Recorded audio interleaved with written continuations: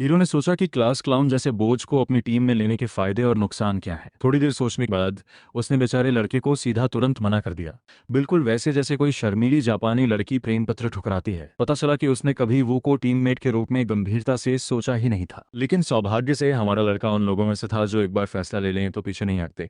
इसी वजह से उसने गेम का पूरा रन पूरा किया था, बिना मुख्य पात्र की जिंदगी में दखल दिए। दो चीजें थीं जो हीरो को अंतिम इनकार देने से पहले जान लेनी चाहिए थी। ठीक है, हीरो मान गया कि वो उसकी बात सुनेगा, और अब हमारे लड़के का समय था खुद को जितना हो सके बेचने का। पहली चीज जो हीरो को पता होनी चाहिए थी वो ये थी कि वो पूरे दूसरे वर्ष में आखिरी स्थान पर था। हाँ, ये कोई नई बात नहीं थी, सबको पता था कि हमारा लड़का बिल्कुल बेकार है, और ईमानदारी से ये बातचीत का मुद्दा भी नहीं होना चाहिए था। हीरो उस लड़के की बेशर्म हिम्मत देखकर हैरान हो गया। वो कम से कम दिखावा तो कर सकता था कि उसके पास थोड़ी आत्मसम्मान है। हीरो ने पूछा कि क्या ये सच में उसका कारण है, क्योंकि वह इस बात पर विश्वास करना मुश्किल बना रहा था। मुख्य पात्र ने समझाया कि सबको पता है हर ग्रुप टेस्ट में एक एडजस्टमेंट स्कोर होता है। इसका मतलब यह है कि अगर स्कूल का टॉप छात्र उसके जैसे आखिरी स्थान वाले के साथ टीम बनाता है तो हीरो का स्कोर और ज्यादा बढ़ेगा। खैर, हीरो ने उम्मीद नहीं की थी कि क्लास क्लाउन इतने स्तर का आत्म नुकसान करने वाला तर्क देगा। उसकी बात समझ में आती थी, लेकिन जोखिम बहुत बड़ा था, क्योंकि उस लड़के ने अब तक कोई कौशल दिखा ही नहीं था। लग रहा था कि डंजियन जैसी जगह पर वह सिर्फ बोझ ही बनेगा। दूसरा कारण हीरो को मनाने के लिए काफी होना चाहिए था। यारा, जो उनकी कक्षा की दूसरी सबसे अच्छी थी, उसने पहले ही 2 लो रैंक छात्रों को अपनी टीम में ले लिया था। साफ था कि वह भी स्कोर संतुलन के बारे में सोच रही थी, और हीरो जानता था कि वह लड़की वाइड एरिया मैजिक में विशेषज्ञ है। 2 लो रैंकर्स के साथ भी वह डंजन में आसानी से संभाल लेगी। ये बात प्रोटैगोनिस्ट ने भी स्वीकार की। तीसरा कारण भी था, क्योंकि असल में एक सरप्राइज तीसरा कारण था। भले ही हमारे लड़के ने कहा था कि सिर्फ 2 कारण है, लेकिन वह मुस्कुराया और खुशी से खुद की ओर इशारा किया। वह खुद तीसरा कारण था। आखिरी स्थान पर होने के बावजूद वह एक काफी ठीक ठाक फाइटर था। हाँ, इस बात का कोई वास्तविक युद्ध प्रमाण नहीं था, लेकिन वह हाई ग्रेड समनिंग मैजिक इस्तेमाल करने वाला था, जो उसका एकमात्र मजबूत पक्ष था, जो उसके उस पागल स्टंट से मेल खाता था जिसे उसने करने की कोशिश की थी। हीरो इस पूरे दृश्य पर हंसने से खुद को रोक नहीं पाया। प्रोटैगोनिस्ट इतना प्यारा और खुशमिजाज लड़का था कि उसे बचाने के लिए प्रेरणा ढूंढना बिल्कुल आसान होने वाला था। ये क्लास क्लाउन सच में काफी मजेदार था। हीरो ने उसकी क्षमता उसके डेब्यू से ही देख ली थी। ठीक है, क्योंकि लड़के ने उसे इतना मनोरंजन किया था, हीरो टीम बनाने के लिए मान गया। लेकिन उसकी एक शर्त भी थी, क्योंकि वो एक अच्छा इंसान था जो अपने टीममेट्स की सच में परवाह करता था। प्रोटैगोनिस्ट ने मुस्कुराते हुए कहा कि वो बाकी टीममेट्स चुनेगा। इस बात की काफी संभावना थी कि वो किसी और मुख्य पात्र को चुने जो इस सौदे का एक स्वीकार्य हिस्सा था। हीरो इतना अच्छा था कि उसने क्लास क्लाउन से भी पूछा कि क्या उसे कोई समस्या है। हमारे लड़के को बिल्कुल कोई समस्या नहीं थी, और उसने लियोजन के साथ हाथ मिलाया, जो अब उसमें काफी दिलचस्पी लेने लगा था। हमारे लड़के को इनाम के रूप में 2000 पॉइंट्स मिले। वो इतना खुश था कि वह यहाँ तक पहुंच गया। ठीक है, अब वापस गंभीर विषयों पर आते हैं, जैसे कक्षा और पढ़ाई। मैजिक की उत्पत्ति 14वीं सदी तक जाती है। तब ये 2 शाखाओं में विभाजित था, न कि आज के जैसे 4 में। लेकिन ज्यादा समय नहीं लगा जब ये मजबूत 2 शाखा प्रणाली ढह गई। अब शिक्षक ने रुककर पूछा कि क्या कोई कारण बता सकता है। हमारे लड़के ने हैरानी की बात है कि अपना हाथ उठा लिया। जाहिर है, किसी को क्लास क्लाउन से ज्यादा उम्मीद नहीं थी, लेकिन वह ये कक्षा पहले कर चुका था, इसलिए उसे जवाब आसानी से पता था। 2 मैजिक सिस्टम्स ब्लड स्वॉर्ड की वजह से ढह गए, जो 18वीं सदी में पहला एनहांसमेंट टाइप मैच था। वह एक बैकग्राउंड कैरेक्टर हो सकता था, लेकिन उसने अपना होमवर्क अच्छे से किया था। हैरानी की बात है कि शिक्षक और छात्र दोनों प्रभावित हो गए। शिक्षक ने उसे अच्छे काम के लिए बधाई दी। उस समय के मैनिफेस्टेशन केंद्रित मध्यकालीन मैजेस के लिए ब्लड स्वॉर्ड का प्रकट होना एक बड़ा झटका था। उस समय मैनिफेस्टेशन मैजेस ब्लड स्वॉर्ड के सामने टिक भी नहीं पाते थे। उस मोड़ के बाद मैनिफेस्टेशन मैजिक पर रिसर्च तेजी से बढ़ गई। शिक्षक मैजिक के इतिहास पर महत्वपूर्ण व्याख्यान जारी रखती रही, जबकि हमारा लड़का बोरियत भरे भाव के साथ सुन रहा था। यहाँ तक कि लियोजन जैसे लोगों के लिए भी क्लासिकल मैजिकल थ्योरी और जटिल फॉर्मूले काफी कठिन होते हैं, लेकिन उसके लिए ऐसा नहीं था। ये सब आउटसाइडर्स बेनिफिट्स की वजह से था जो उसे मिले थे। ये सिस्टम उसे दुनिया की बुनियादी जानकारी पहले से ही दे रहा था, इसलिए लिखित विषयों में वह कक्षा के सभी लोगों से ज्यादा आत्मविश्वासी था। खुशी खुशी लड़का अपनी चीट स्किल का इस्तेमाल करके नोट्स लिख रहा था। पीछे बैठे छात्र उसके बारे में फुसफुसाने लगे और उसे क्लास हरमाइनी कहने लगे। वह एक ही दिन में क्लास क्लाउन से क्लास के सब कुछ जानने वाले में बदल गया था। वे हंस रहे थे कि अगर वो इतना पढ़ता भी है तो क्या फायदा जब वो अभी भी आखिरी स्थान का छात्र है। ये बात ब्रुनेट को परेशान कर गई। उनका उसकी गलती पर मजाक बनाना अलग बात थी, लेकिन अब वे उसे किताबों का कीड़ा भी कह रहे थे। अगर उन्हें उसकी स्किल से इतनी जलन है तो वे खुद कक्षा में जवाब देकर दिखाएं। खैर, कक्षा खत्म हो गई और लंच ब्रेक का समय आ गया। हमारे लड़के ने ज्यादा दोस्त नहीं बनाए थे, इसलिए वह थोड़ा रुक गया जब बाकी छात्र कक्षा से बाहर जा रहे थे। वो बस सोच रहा था कि अब अगला कदम क्या होगा। तभी कोई उसके पास आया और किमान वू को बुलाया। वही था। तो हमारा लड़का मुड़कर देखता है कि कौन है। वो प्यारा हीरो था जो मुस्कुराते हुए कहता है कि अब वे टीम है तो उन्हें साथ में खाना खाना चाहिए। ये काफी अच्छा था। वे दोनों अपनी ट्रे लेते हैं और कैफेटेरिया में साथ चलकर एक अच्छी जगह ढूंढते हैं खाने के लिए। सच में हीरो हीरो इतना खुशमिजाज और दोस्ताना था, उसे पसंद करना काफी आसान था। जब वे जगह ढूंढ रहे थे, एक उत्साहित लड़का सियोजन को बुलाता है और हाथ हिलाकर कहता है कि इधर आकर उसके पास बैठे। वह लड़का शाइनी योंग जिन था। हीरो खुशी से उसके पास चला गया और दोनों हंसने लगे और एक दूसरे को चिढ़ाने लगे। पृष्ठभूमि के लिए शाइनी योंग जिन इस दुनिया के मुख्य पात्रों में से एक था और वह लियोजन का सबसे अच्छा दोस्त था। अगर सभी टॉप रैंकर्स एक टीम बनाते तो उनका स्कोर गिर जाता, इसलिए लग रहा था कि इस बार सभी अलग अलग हुए हैं। शिन वाले लड़के ने फिर हमारे ब्रुनेट को आसपास देखा। वो मुस्कुराता है और किमान वू को नमस्ते कहता है। जाहिर है उसने उसे तुरंत पहचान लिया क्योंकि सभी ने वो बेवकूफ वीडियो देख लिया था। पॉइंट्स कमाना एक बात थी, लेकिन उस ध्यान के बाद के परिणाम को संभालना अलग बात थी। फिर भी हमारा लड़का बैठ गया और बेस्ट फ्रेंड ने खुशी से पूछा कि ये लूजर अचानक प्रोटैगोनिस्ट के इतना करीब कैसे हो गया। हीरो ने समझाया कि यह अभी थोड़ी देर पहले हुआ है और वे लोग परसों डंजन में साथ जाएंगे। बेस्ट फ्रेंड ने अपनी जिंदगी में इतनी पागल बात कभी नहीं सुनी थी। वह इतना हैरान हो गया कि लगभग मुस्कुराना भूल गया। वह हीरो के पास झुककर धीरे से पूछता है कि क्या वह इतना आत्मविश्वासी है कि वह आखिरी स्थान वाले बोनस के बिना भी पहला आ सकता है। अगर वह इतने मजबूत हैं तो उन्हें इस बोझ को अपने साथ डंजन में ले जाने की क्या जरूरत है। हीरो ने आ भरी और कहा कि उरारा काफी गंभीर लग रही है। बेस्ट फ्रेंड को झटका लगा कि वो प्रेरणा का कारण है। जाहिर तौर पर दूसरे स्थान वाली लड़की पहले स्थान के लिए पूरी तरह गंभीर है और उसने अपनी टीम में 2 लो रैंकर्स डाल दिए हैं। यह सुनकर बेस्ट फ्रेंड थोड़ा डर गया। वह लड़की सच में जीतने के लिए कुछ भी करेगी। वैसे भी वे तय कर चुके थे कि सीन वो टीम में होगा, तो अब बस खाना खाना चाहिए। बेस्ट फ्रेंड ने सहमति जताई क्योंकि वो वैसे भी भूखा था। हमारे लड़के को ये पसंद नहीं आया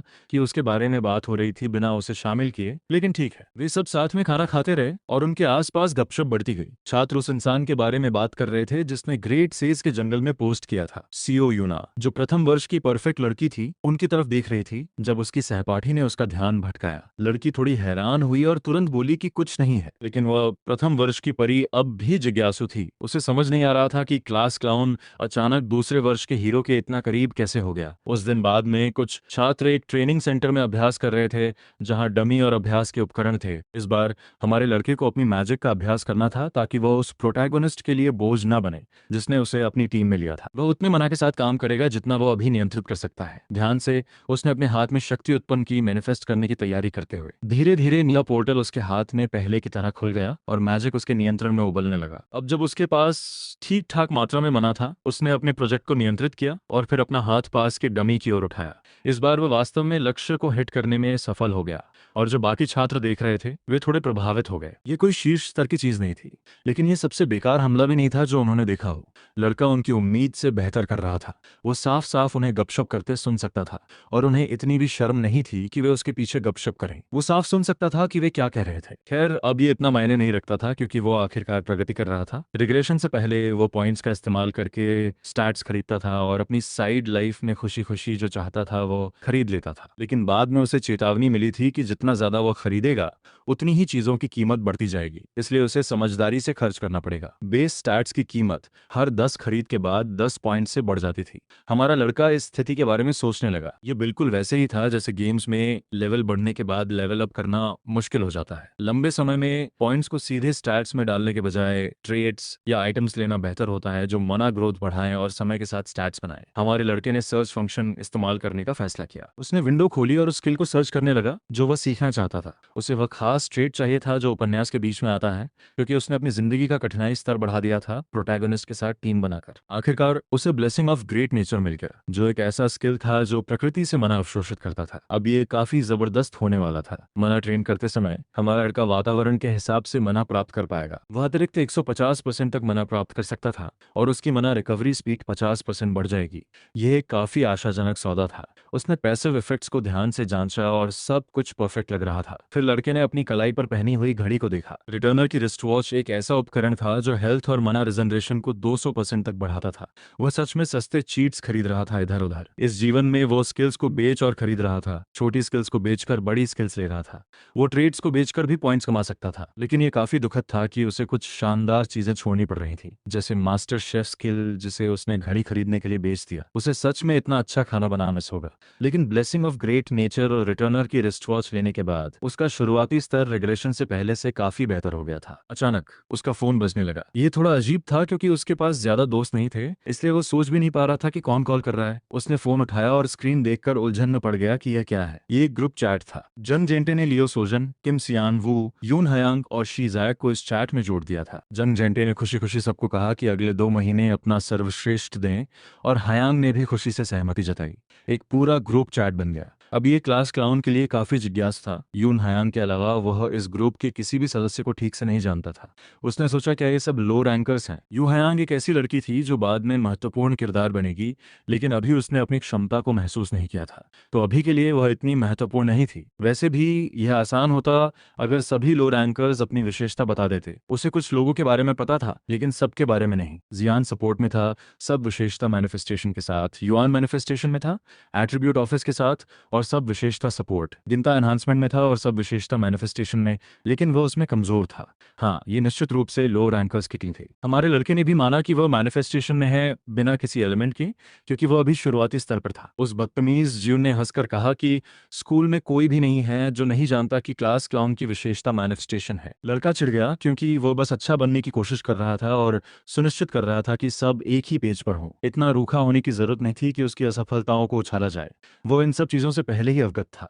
तो इस मामले में सबसे अच्छा ये होगा कि सुजान केंद्र में रहे और बाकी सब उसे सपोर्ट करे। अगर उन्हें पहला स्थान चाहिए तो उन्हें उड़ा की टीम से बेहतर प्रदर्शन करना होगा। सबसे पहले उसे ये पता करना था कि उसने अपनी टीम में किसे लिया है। तो ट्रेनिंग जारी रही जब सभी लोग डंजन रेड के लिए तैयारी कर रहे थे। मूल्यांकन में सबसे अच्छा स्कोर लाने के लिए तैयार रहना बहुत जरूरी था। जब वे साथ में ट्रेनिंग कर रहे थे, कुछ लोगों को ट्रेनिंग गाइड्स सलाह दे रहे थे कि वे कंट्रोल पे ज्यादा ध्यान दे रहे हैं और प्रोजेक्शन को नजरअंदाज कर रहे हैं। उन्हें अपने मना में थोड़ा और शक्ति डालनी होगी और फिर उसे जल्दी रिलीज करना होगा। लड़की ने सलाह का पालन किया और अपने हाथ की हथेली में ऊर्जा इकट्ठा की।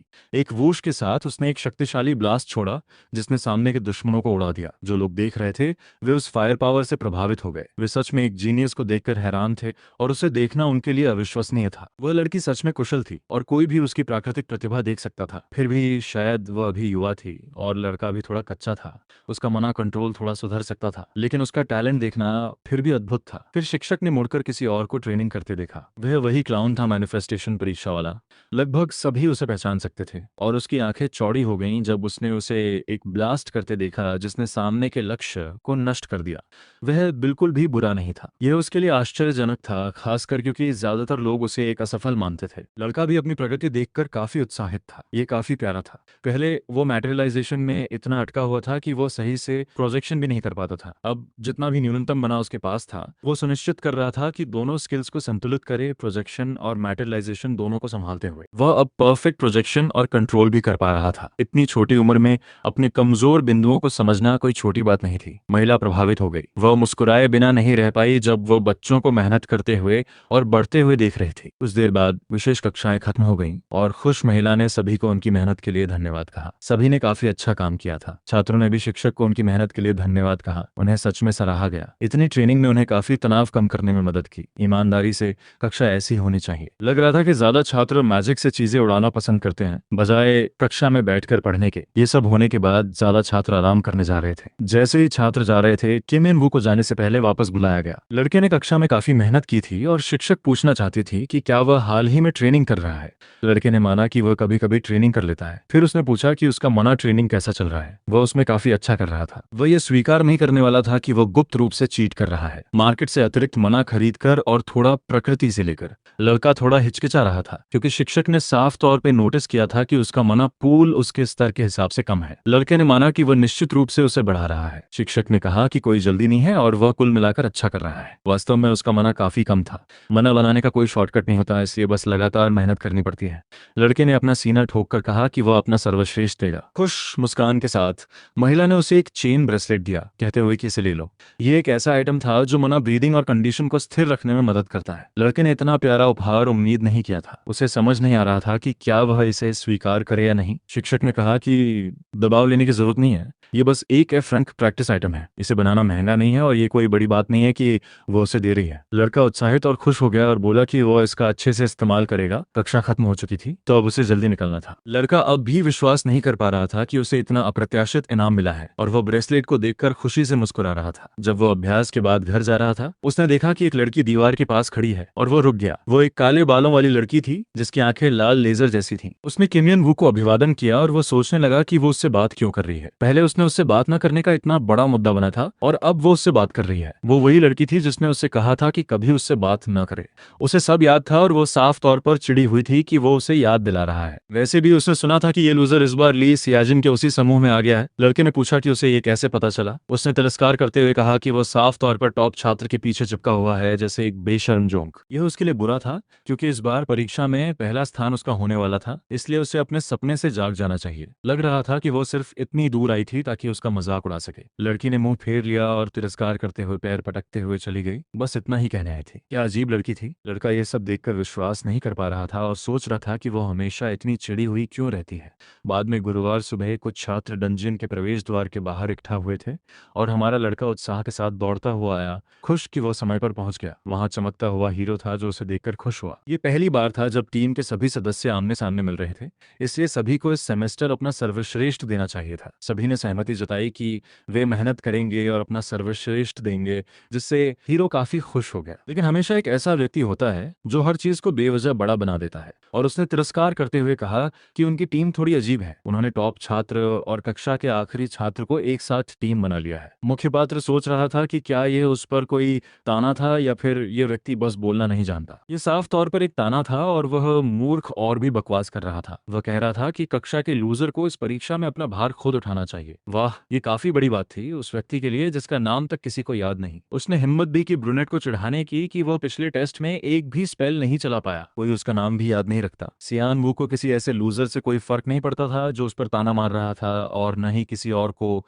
जो तुरंत उसकी तरफ से बचाव करने आ गया। दूसरे व्यक्ति ने कहा कि इससे फर्क नहीं पड़ता कि क्लास क्लाउन पहले परीक्षा में फेल हो गया था क्योंकि जान ही उसे यहाँ लाया है। तो इससे ठीक है, जब हीरो उसे लाया है तो हीरो ही उसे संभालेगा। इतना सरल है। यह काफी दुर्भाग्यपूर्ण था कि हमारे लड़के का बचाव एक ऐसे व्यक्ति से आ रहा था जो साफ तौर पर सिर्फ सियोजन के नाम पर चल रहा था। उसने सोचना शुरू किया कि क्या टीम में कोई उपयोगी व्यक्ति है भी या नहीं। खैर, कम से कम यून हयांग तो थी। उसका बड़ा पल कहानी में अभी काफी दूर था, लेकिन कम से कम वह उपयोगी तो थी। वह खुशी खुशी हीरो से पूछ रही थी कि क्या वह अच्छे से सोया। लड़का सोच रहा था कि क्या यह सब उसके जुड़ने की वजह से है।